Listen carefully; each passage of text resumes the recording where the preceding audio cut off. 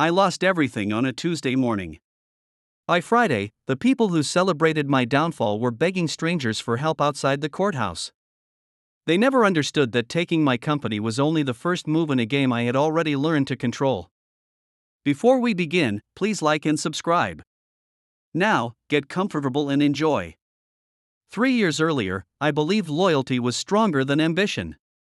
I was wrong. My name is Daniel Carter, and I built Carter Logistics from a single delivery truck purchased with a $72,000 bank loan. Every contract, every warehouse, every exhausted night belonged to years of sacrifice. My older brother Ethan joined after the business became profitable. He smiled constantly, praised my decisions, and called me the smartest man he knew. Looking back, every compliment was another brick hiding the wall he was building around me. My wife Melissa encouraged me to trust him completely. She insisted family should never question family. I listened because love often sounds wiser than caution. Every Friday evening, Ethan hosted dinners at his lakeside house. Expensive steaks sizzled across the grill. A bottle of 18-year-old scotch always waited beside polished crystal glasses. Melissa laughed louder there than anywhere else. I convinced myself she finally felt accepted by my relatives. I ignored the strange glances they exchanged whenever my phone rang with another client. One evening I returned unexpectedly after forgetting confidential merger documents worth nearly $12 million. My fingerprint opened the office entrance without triggering any alarm. From the hallway, I heard laughter inside the conference room. Ethan stood beside the projection screen displaying ownership charts. Melissa rested her hand comfortably on his shoulder. My chief financial officer, Victor, slid several folders across the table. Ethan said my signature would never be questioned because Victor had practiced copying it for months. Melissa smiled and said I was too busy chasing growth to notice disappearing money. Nobody realized I was standing outside the glass wall listening carefully. My heart pounded once. Then everything became perfectly still. Fear disappeared. Anger disappeared.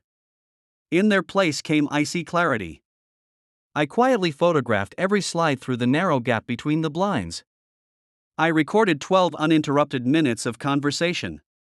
Victor proudly explained how they had transferred $3,480,000 through consulting invoices linked to shell companies registered in Delaware and Nevada. Ethan laughed, saying that once the board removed me, I would spend years fighting accusations instead of discovering the truth. Melissa asked whether I would cry during the shareholder meeting. Ethan answered that broken men always cry eventually. I left without making a sound. During the drive home, the expensive cedar scent of Melissa's perfume lingered inside my car. For the first time, it smelled less like love and more like evidence. I reached home before she did, poured coffee, opened my laptop, and began planning the most patient revenge of my entire life. The next morning, I behaved exactly as I always had. I kissed Melissa goodbye before she left for her yoga class. I shook Ethan's hand during our executive meeting. I even complimented Victor on the quarterly financial report he had carefully manipulated. They expected panic from me someday. Instead, I gave them confidence. Confidence is the easiest weapon to turn against dishonest people. They stopped hiding because they believed they had already won. That was precisely what I needed. I contacted an old friend named Rebecca Lawson.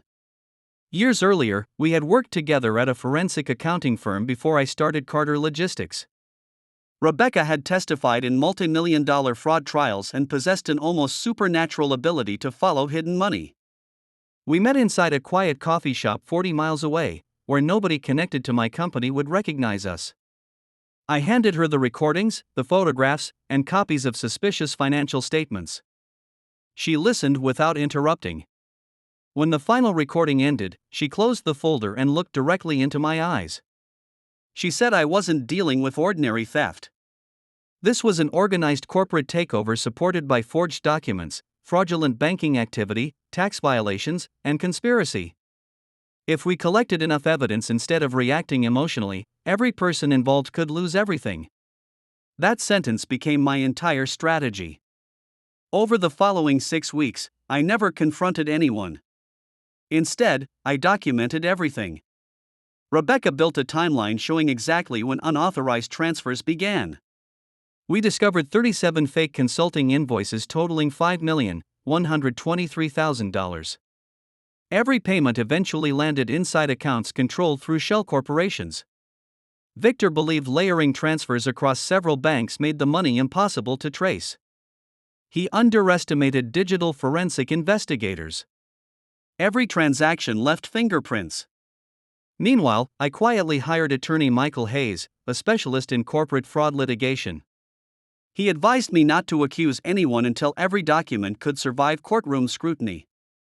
His team obtained preservation orders preventing financial records from being destroyed once legal proceedings began. At the same time, private investigators followed Ethan's activities.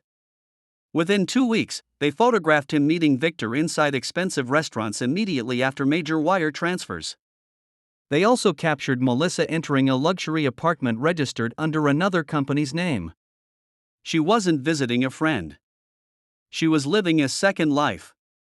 The apartment contained designer handbags worth nearly $90,000, jewelry purchased through corporate accounts, and confidential company files stored inside a locked cabinet.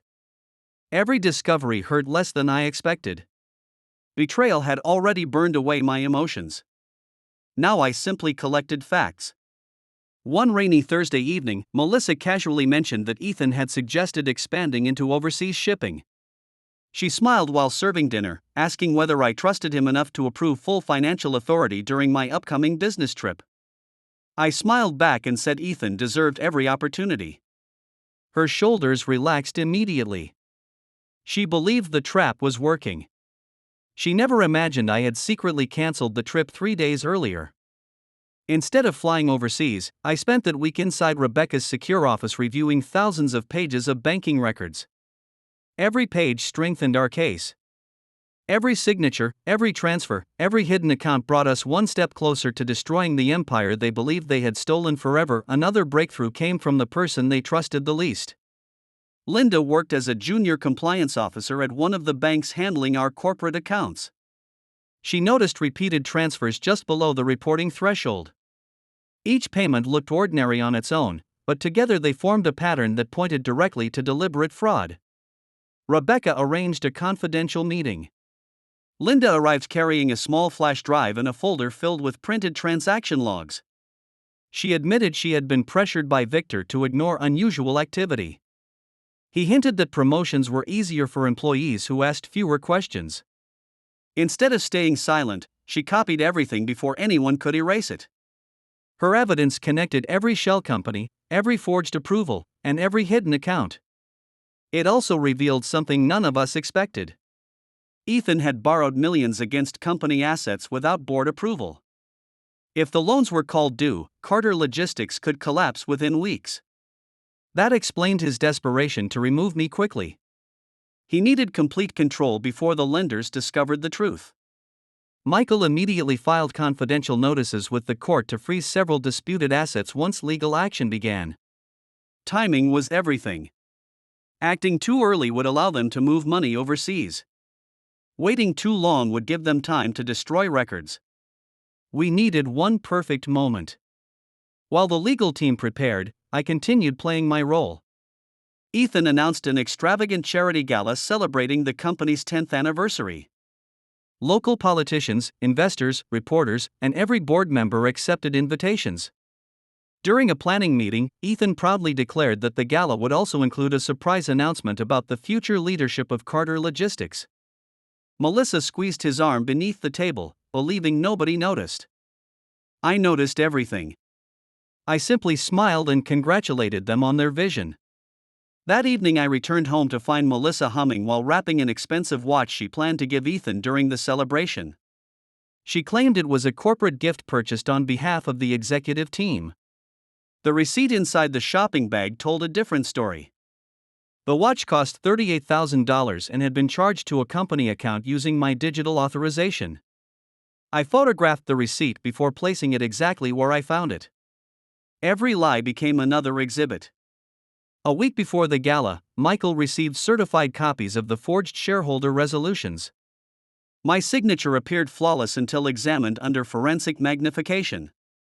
Tiny pressure differences proved someone had traced and digitally reproduced my handwriting. Victor had been arrogant enough to use the same template across multiple documents. The expert report concluded the signatures were fraudulent beyond reasonable dispute. Rebecca smiled for the first time since this nightmare began.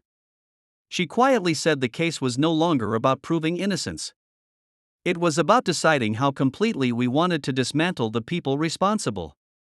I looked through the conference room window toward the city skyline where I had built my business from nothing. I remembered every sacrifice, every missed holiday, every sleepless night. They believed they had stolen my future. In reality, they had only delayed it. Their celebration was approaching. They expected applause, promotions, and unlimited power. Instead, they were walking into the most carefully prepared trap of their lives, and not one of them had the slightest reason to suspect what was waiting behind the next handshake. The night of the gala arrived with flashing cameras, elegant gowns, and polished speeches about integrity and family values. Crystal chandeliers reflected across the ballroom while a string quartet played softly near the stage. Investors shook my hand and congratulated me on another successful year.